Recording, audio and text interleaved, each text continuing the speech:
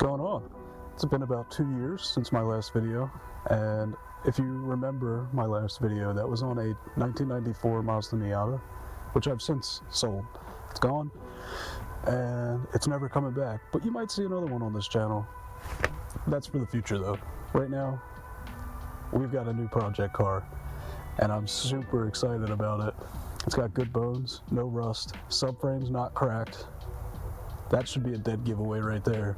There's one goal in mind, one end goal in mind for this car, and that is to drive it all the way up to Maine from Pennsylvania. I want to take this thing to Acadia National Park. That's the goal. And I want to hit that goal by July of this summer, so 2026, which gives me about 7 months to get this thing reliable. So without further ado, I'm going to show you the car and what we're working with. The car is a 2003 BMW 330 Xi, so it's all-wheel drive. It's got the M54 B30 engine in it, which is a super reliable 3-liter inline six. But of course it's got, stuff that likes to break. This thing, power steering fluid reservoir, the CCV system, mine's already broken, which isn't great, so that's going to get replaced at some point. These fuel injectors, I've already replaced cylinder 1's fuel injector, and if you can see it, cylinder 6 all the way back there. But as for today, we're just going to be replacing the intake air filter, and I also bought a valve cover gasket because these like to leak, especially with the age. That's any car. I don't know if we're going to be doing the valve cover gasket today. It's freezing and my hands are cold. I also don't want to snap any of these bolts with as cold as it is, and that might be a tomorrow thing. I don't know if you can see it, but this right here is where the air filter sits. Last time I tried to take this off to check, I couldn't get it open. So we'll see. We'll see what happens. Okay, so now that this is off, you can see in there, I don't know if you can see it, but there's a lot of gunk. It's disgusting. It's all clogged up. Even that can give inaccurate readings off of this, which will tell your ECU to not put as much fuel into the injectors, which could potentially cause lean codes. So we've got our new K&N filter in, and I think the factory filter is a man filter if you want to replace it with that. I chose K&N just because that's what was available. And with your K&N filter, you'll see that it comes with this gasket that goes right in here. That's just to let less air through underneath, so it gets a more accurate reading and more airflow just from the intake itself. As for the interior, it's pretty good, but there's some stuff that's not so good, which I'm sure you can see. The headliner is starting to fall down. My A pillars, B pillars, and C pillars are all missing the fabric, and you may have the same problem as me, but the sunroof switch panel, I have it taped up because it keeps falling down. Another thing that's wrong with it is this. The head unit doesn't work. Watch. It just pulls right out. It just pulls right out, just like that. The only thing it's really good for is charging my phone. So that's what I do. The speakers don't work. Over there we've got a kicker, and over here we have a Kenwood.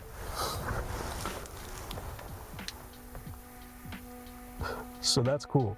I bought this car for about $4,000. Aside from all of the minor stuff that's wrong with it, it's a really good car. And the misfires should be pretty easy to fix. But, I know we're getting a little close and personal, but this is missing too. I think this is I want to say that this is for the security system. When you open the sunroof, it's definitely off track and doesn't like to close all the way the first time, which I'm gonna have to take that out, which I'll do when I rewrap the interior roof with new fabric. Aside from those few minor things on the interior, it's pretty dang good. It's a pretty dang good car. Do you want to see something really cool about this car, which my last E46 didn't have? Yes, I've had another E46. That didn't make it on the channel because I didn't have it for more than like 2 months. No, I definitely had it for more than 2 months. Anyway, somebody hit me and totaled that car on me, so it never made the channel, unfortunately. That was a cool one. That was a 2004 330 Ci, so that would have been, I don't know, I think a cooler build than this one. But personally, I don't know about you, I prefer 4 doors. I think it's cool, and I like the fact that it's all-wheel drive. You can hate me if you want. But let me show you the really cool thing. I was in here, you know, going to the fuses when I was doing my fuel injectors and pulling a fuse. I had my flashlight and noticed light shine off of this. This is the original BMW branded flashlight that these cars came with. I don't know if this one works. No, it doesn't. That sucks, because this is pretty cool. But I thought this was neat. You can definitely check if yours comes with it. It'd be right in here. So we're back with day 2 of working on the E46, and last night I was doing some research on like the valve cover gasket and, you know, just everything that might go into it. And I realized something after watching a video, which I'll link below.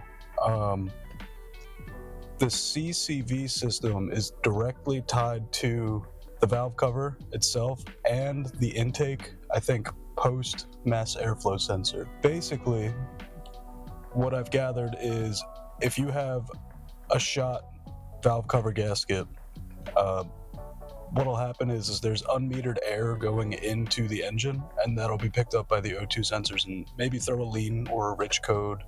So I'm hoping that my codes that are being thrown right now will be solved with a brand new valve cover gasket, which we're going to do today. I had also mentioned that I was going to show you the codes that are being thrown here. So we're going to do that. So we got our codes. I'm seeing P0175, which I think is bank 2 rich. I'll confirm that. Code 2 is P0171, which I think is bank 1 lean. So I've got the codes here. I don't know if you can see that. I'm looking at P0171. Code means your engine's bank 1 has a system 2 lean, indicating too much air and not enough fuel in the air-fuel mix. So I think I was right on that one. Correct me if I'm wrong in the comments. I don't know. And then code 2 was P0175, which says right here, P0175 code means your engine's fuel system on bank 2 is running too rich. So the first 3 cylinders are running too lean, and the last 3 cylinders are running too rich.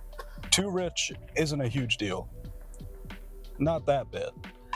Too lean, however, is a big deal. It could hurt your engine, so you want to get that sorted out. So that's what we're hoping to do today with the new valve cover gasket. So I hope it happens. I hope. Fingers crossed. We'll see. We're going to be taking all of this off. Here's the part of the CCV system that I was telling you about. And this runs all the way down and to the lower intake boot down there, which is post mass airflow sensors. This is pretty simple. There's these push tabs right here. You just kind of press them in, turn them, and they pull out. Oh gosh. There we go. So that'll come out, and then your cabin air filter, and then there's some torque spits right there. I honestly don't know what size they are. I just kind of use a screwdriver that fits. This part right here, you just kind of peel these off, and there it is. That comes off.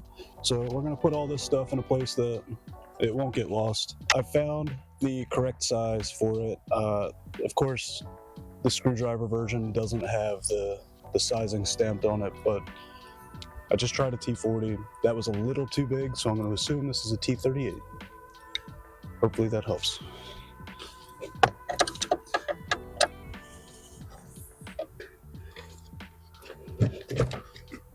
So just like that, this whole thing just kind of pulls out, super easy. But now we're going to take out the spark plug wires.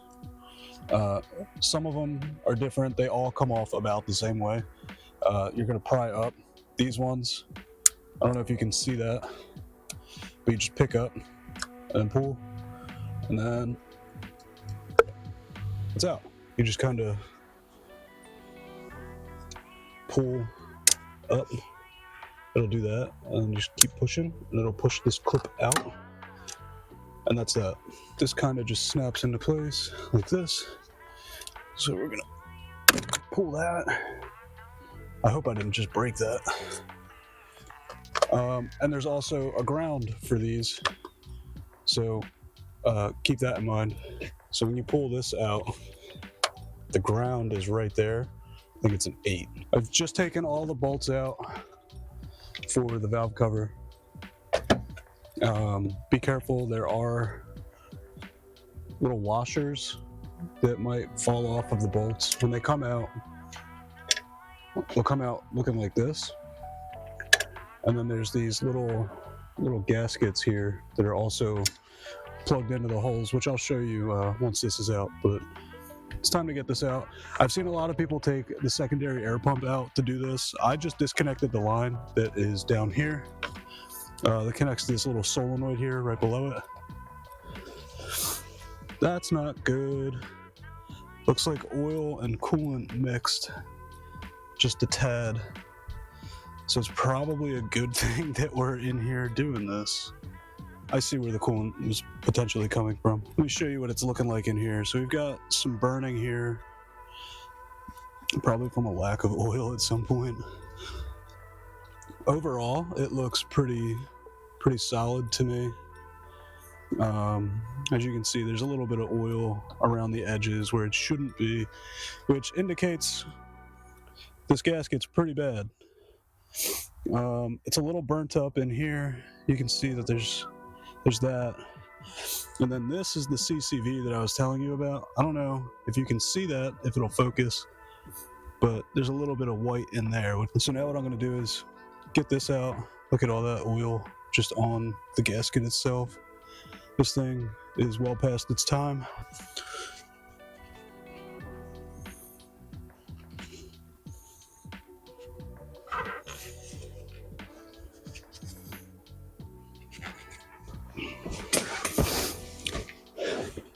So now it's time to, get the old gasket out.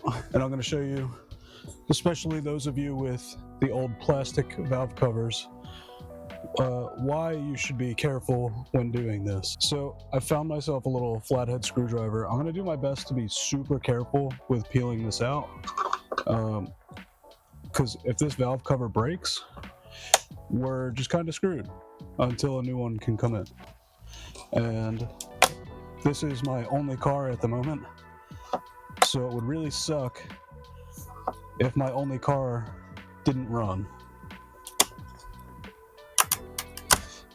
If you can hear this, this thing is brittle as all heck.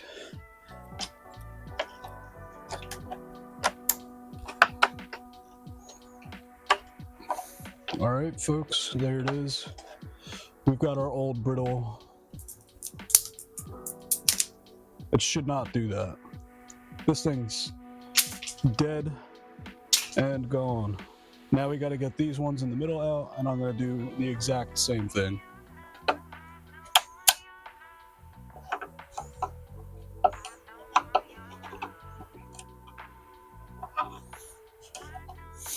Okay, so I found if you go from the inside right here instead of the outside, I don't know if you can see that.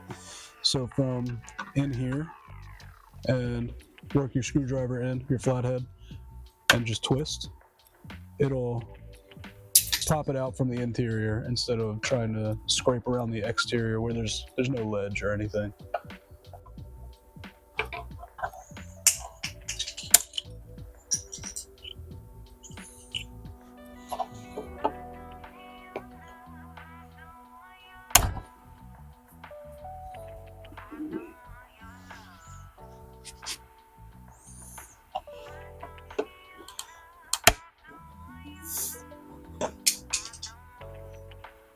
shit. All right. So we're back. As you can see, the valve cover is now got a new gasket on it. And right before I cut, I scraped and skinned my finger. So that's cool. Ouchie. I don't have my tetanus shot. So I'm gonna have to get that maybe today or, at some point. It's not urgent, whatever. But now it's time to get this valve cover back in. So let's do that. So sometimes this stuff likes to just fall out, and now we're just kind of placing this all back on.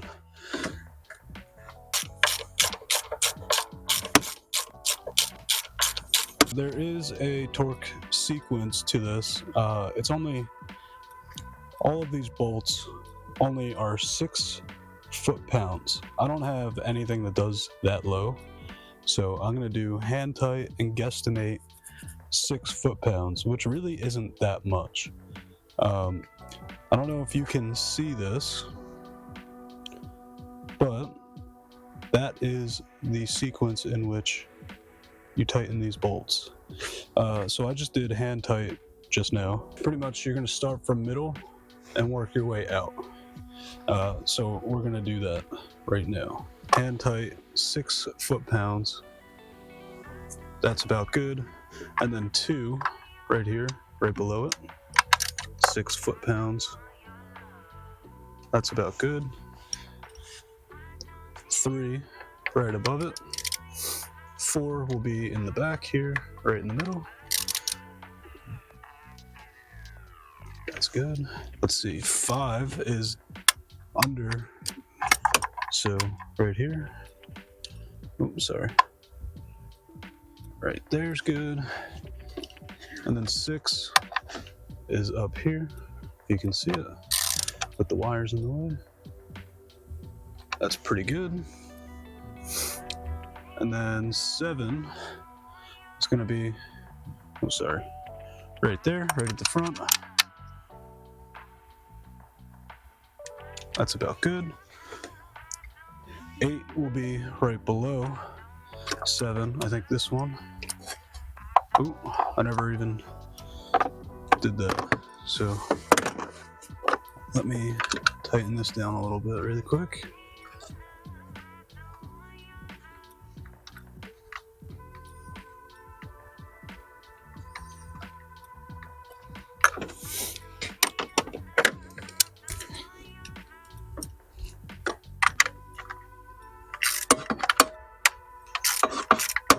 So this one is number 7. Looks like it's going to be this one right here.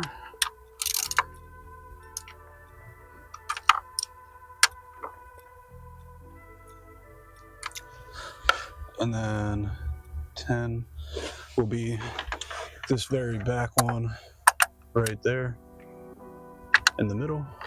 And then 11 is going to be this very back one right here. Oh, I'm slipping and sliding all over the place. It is tough to do this with one hand and hold a camera, let me tell you. But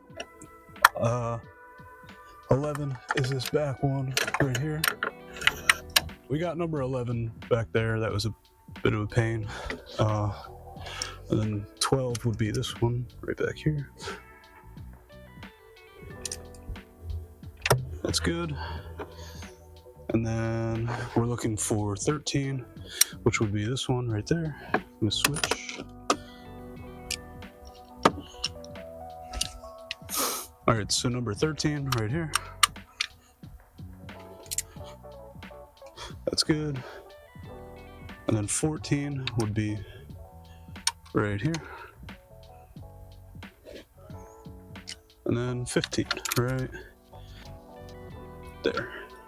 And now it's time to put this back in a second, because we're gonna get our wires here and put these back on. And then we have our hose for the secondary air pump. That's all back in. Now it's time for the spark plug or the coil wires harness. And this sits in here. And we grab our little bolt right there. That goes like that. So there's 1, 2, 5, and 6. And if yours is anything like mine, these kind of just press on. Super easy. Just like that. And then clip in. Just like that. Add an angle. And then it kind of just falls right into place. Just like so.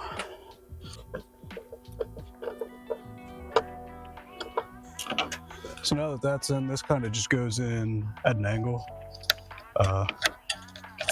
just like that. And then there's this too. Pretty much exactly how you took it off. It's gonna curve down like this. And these, so that's pretty much it, guys. I don't know when my camera died. I don't know what you guys missed, but we did all the bolts, CCV, put the plugs back in, and the air filter. So that's pretty much it. It's a little intense, but definitely doable on your own. Pretty much, yeah. Save yourself the money. Do it yourself. It's not that bad. If you guys liked this video, found it useful, enjoyed watching it, definitely leave a like, subscribe. I'd love to see you in the next video. There's going to be tons with this E46 here. Like I said, I want to make this reliable enough to drive the 18 hours to and from Maine, and that's going to be July. So hopefully it happens. Cool. See you guys in the next one.